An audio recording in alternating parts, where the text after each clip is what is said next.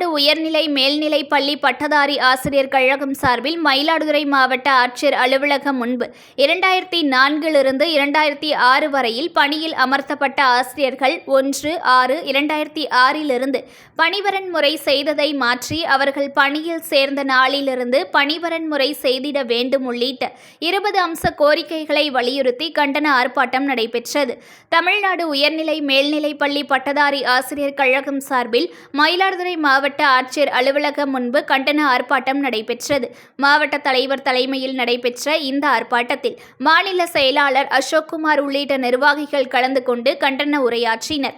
அதனைத் தொடர்ந்து கொடுத்த வாக்குறுதிப்படி உடனடியாக ஆசிரியர்களுக்கும் அரசு ஊழியர்களுக்கும் பழைய ஓய்வூதிய திட்டத்தை மீண்டும் அமல்படுத்திட கலைஞர் முதல்வராக இருந்தபோது வழங்கிய ஈட்டிய விடுப்பை ஒப்படைத்து அதற்கான ஊதியத்தை பெறும் உயர்வையும் மீண்டும் உடனடியாக அமல்படுத்த வேண்டும். 2004 2006 வரையில் பணியில் அமர்த்தப்பட்ட ஆசிரியர்கள் 1/6/2006 பணிவரன் முறை செய்ததை மாற்றி அவர்கள் பணியில் சேர்ந்த நாளிலிருந்து பணிவரன் முறை செய்திட வேண்டும். தற்போது பணிபுரிந்து வரும் அனைத்து பகுதி நேர ஆசிரியர்களையும் முழு நேர ஆசிரியர்களாக பணிமாற்றம் செய்திட வேண்டும். 10ஆம் வகுப்பு மாணவர்களின் நலன் கருதி அவர்களுக்கு ஒவ்வொரு பாடத்திற்கும் அகமதிப்பீடு மதிப்பிற்கான 10 மதிப்பெண்கள் வழங்கி அம்மாணவர்களின் வாழ்வில் ஒளியேற்றிட வேண்டும்.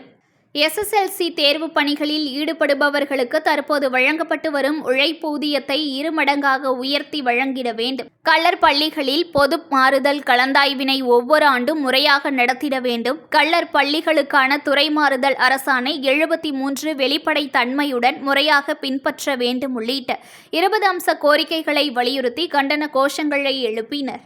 News1 தமிழை லைக் பண்ணுங்க, கமெண்ட் பண்ணுங்க, ஷேர் பண்ணுங்க, மறக்காம சப்ஸ்கிரைப் பண்ணுங்க.